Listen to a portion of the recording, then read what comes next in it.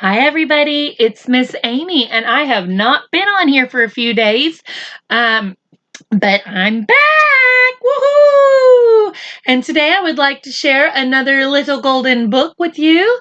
Today's book is called A Day in the Jungle. And let's open it and see if I can see who the author is. Olena Kasian or Kasane. Now remember, boys and girls, Miss Amy does not own the rights to this book. She just owns the book, and she's glad she gets to share it with you. A Day in the Jungle. It was a hot afternoon in an African jungle. Silky, a young colobus monkey, sat in a mahogany tree.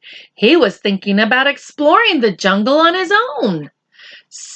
Silky was 6 months old. Let's count that out. 1, 2, 3, 4, 5, 6. 6 months old.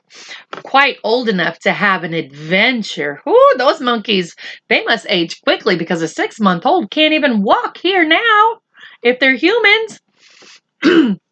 Before he left on his journey, Silky's mother combed his silky fur with her fingers. That's a pretty monkey. Silky's mother had given him many lessons in tree travel. Has your mama given you lessons on tree travel? Maybe your dad has. So he knew how to swing from branch to branch. He started on the lower branches and went carefully at first. As he passed by, Silky saw a sunbird hovering by a flower. It was eating tiny insects and sipping sweet nectar.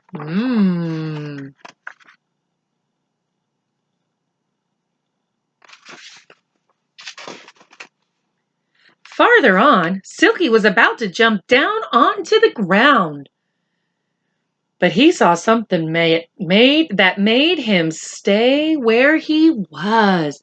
Boys and girls, what do you think it is?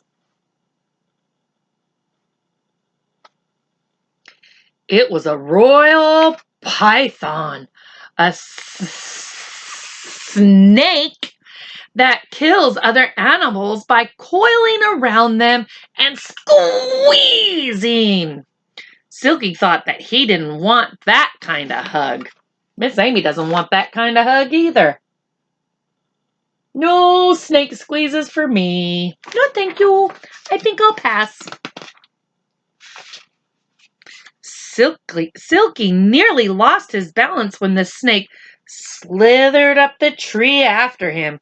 But before he reached him, he leaped to another tree. Whew! Good thing Silky got away, right, boys and girls? He hung by one arm, watching the python flick its tongue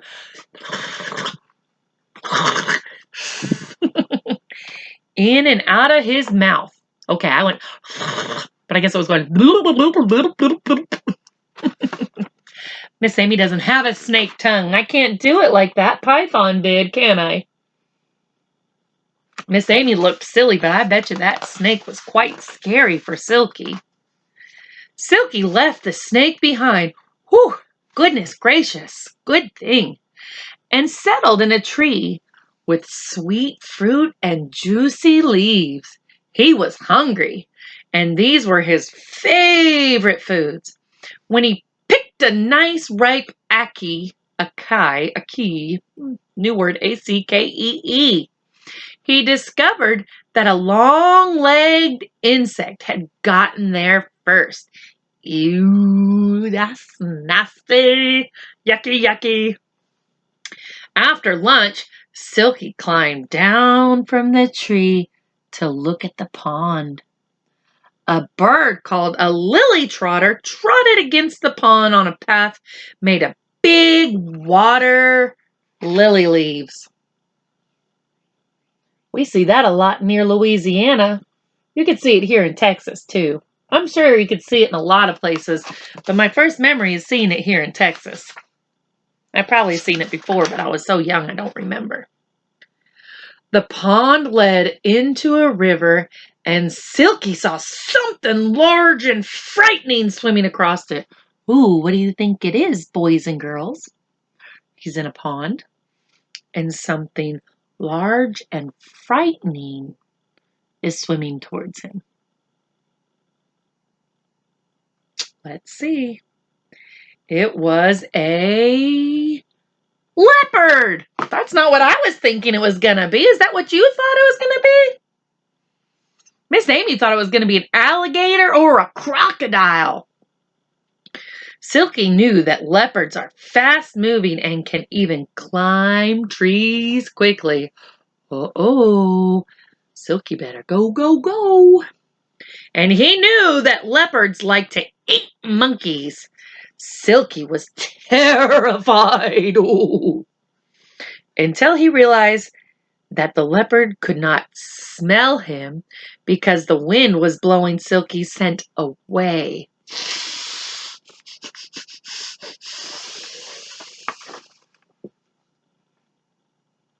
Look at that leopard swim.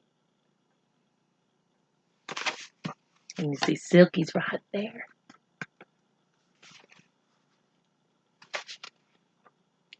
A moment later, Silky saw feathers flying. The leopard had probably caught a big bird. Silky climbed further up into the trees and swung away.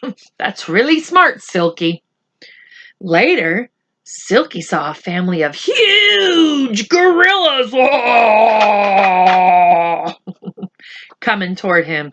He was so nervous that he dropped a fruit.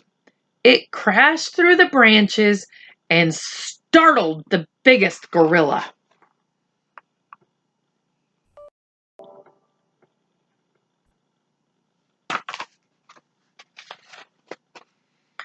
The big gorilla drummed angrily on his chest and barked. Ooh, ooh, ooh, ooh, ooh. Then he roared loudly.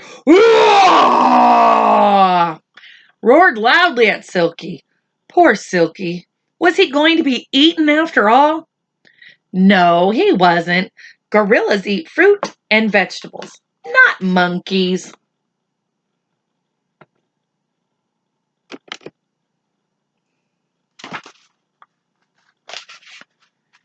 Silky could see the gorilla family through the trees. They had made sleeping nests out of leaves and twigs, all except the huge male. That means boy, man. He was too heavy to climb, so he sat on a pile of leaves on the ground. Soon, the gorillas were all sound asleep. Ooh, ooh, ooh, ooh, ooh. Ooh, ooh, ooh, ooh, ooh. Ooh, ooh, ooh, ooh, ooh. It was beginning to get dark, and Silky was tired. Just before he closed his eyes, a beautiful moth fluttered past. Looks more like a butterfly to me, but you know. Down below him, a mother elephant checked to make sure her sleeping baby was safe.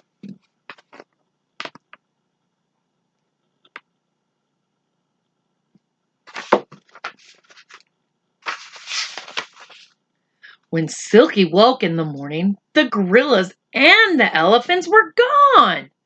The only creature he could see was a chameleon enjoying a breakfast of insects. Ugh. Silky was hungry, and food reminded him of home. Off he went through the treetops to find his mother.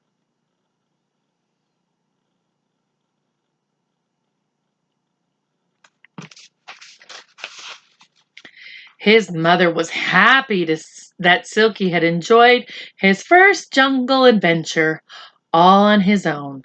Sometime soon, he would be ready to live on his own all the time. But for now, he was glad to be home.